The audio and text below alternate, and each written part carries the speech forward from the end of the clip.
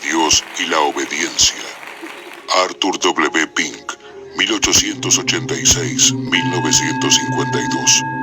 Todos los cristianos profesantes están de acuerdo, por lo menos en teoría, en que es el deber obligado de los que llevan su nombre honrar y glorificar a Cristo en este mundo.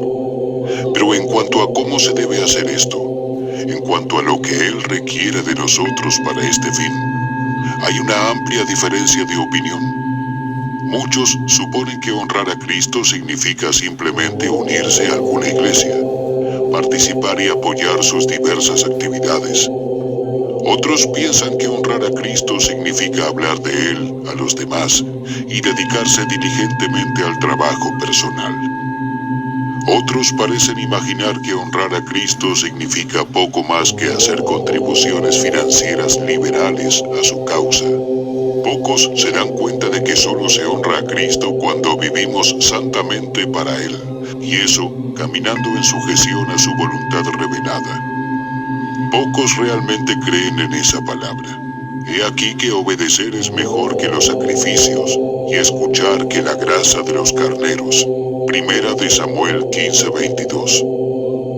No somos cristianos en absoluto, a menos que nos hayamos rendido completamente y hayamos recibido a Cristo Jesús el Señor. Colosenses 2:6. Le rogamos que reflexione diligentemente sobre esta afirmación.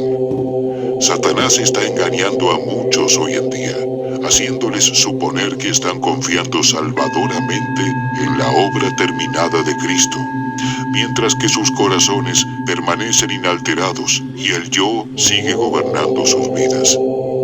Escuche la palabra de Dios. La salvación está lejos de los impíos, porque no buscan tus estatutos. Salmo 119:155. ¿Buscas realmente sus estatutos? ¿Escudriñas diligentemente su palabra para descubrir lo que Él ha ordenado? El que dice, yo lo conozco, y no guarda sus mandamientos, es un mentiroso, y la verdad no está en él. Primera de Juan 2:4. ¿Qué puede ser más claro que eso? ¿Y por qué me llamáis Señor, Señor, y no hacéis lo que yo digo? Lucas 6:46. Lo que Cristo exige es la obediencia al Señor en la vida, y no solo palabras brillantes de los labios. ¿Qué palabra escrutadora y solemne es la de Santiago 1:22? Pero sed hacedores de la palabra, y no solamente oidores, engañándoos a vosotros mismos.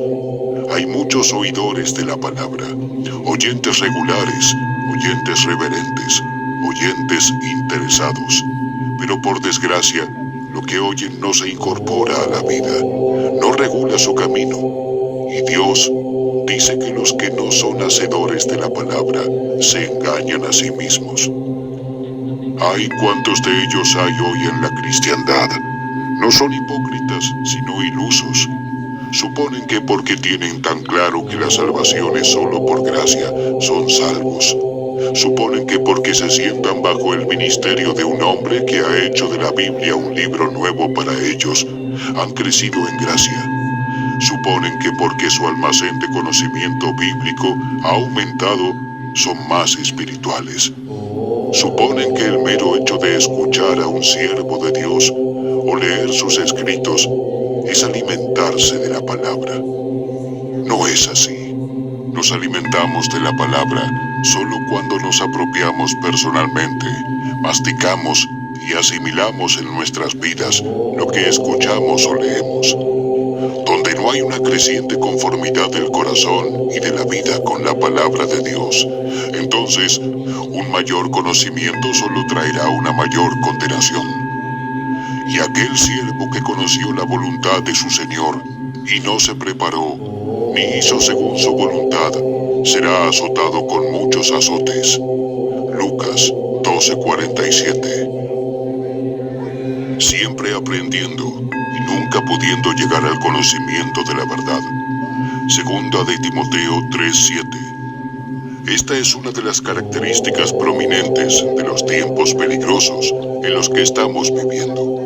La gente oye a un predicador tras otro, asiste a una y otra conferencia, lee un libro tras otro sobre temas bíblicos y sin embargo, nunca llega a un conocimiento vital y práctico de la verdad como para tener una impresión de su poder y eficacia en el alma. Existe una cosa llamada hidropesía espiritual y hay multitudes que la padecen. Cuanto más oyen, más quieren oír. Beben los sermones y los discursos con avidez, pero su vida no cambia. Se enorgullecen de su conocimiento, pero no se humillan en el polvo ante Dios. La fe de los elegidos de Dios es el reconocimiento en la vida de la verdad que es conforme a la piedad. Tito 1:1. Pero a esto, la gran mayoría es totalmente extraña. Dios nos ha dado su palabra no solo con el propósito de instruirnos, sino con el de dirigirnos, para dar a conocer lo que Él requiere que hagamos. Lo primero que necesitamos es un conocimiento claro y definido de nuestro deber, y lo primero que Dios exige de nosotros es una práctica concienzuda del mismo, correspondiente a nuestro conocimiento. ¿Qué pide Yahvé de ti, sino que hagas justicia, ames la misericordia y andes humildemente con tu Dios? Miqueas 6:8. Oigamos la conclusión de todo el asunto. Teme a Dios y guarda sus mandamientos, porque este es el deber del hombre. Eclesiastés 12:13. El Señor Jesús afirmó lo mismo cuando dijo: vosotros sois mis amigos, si hacéis todo lo que yo os mando. Juan 15:14. El hombre se beneficia de la palabra cuando descubre las exigencias de Dios sobre él. Sus exigencias sin desviaciones, porque Él no cambia. Es un gran y grave error suponer que en la presente dispensación Dios ha rebajado sus exigencias, pues eso implicaría necesariamente que sus exigencias anteriores eran duras e injustas. No es así, por lo cual la ley es santa y el mandamiento santo, justo y bueno. Romanos 7:12.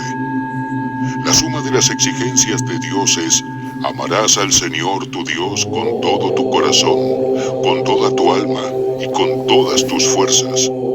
Deuteronomio 6:5. Y el Señor Jesús lo repitió en Mateo 22:37.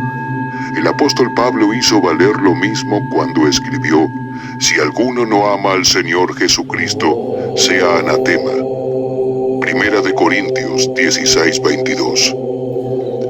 Un hombre se beneficia de la palabra cuando descubre cuán enteramente y cuán pecaminosamente ha fallado en satisfacer las demandas de Dios. Y permítanos señalar, para beneficio de cualquiera que pueda discrepar del último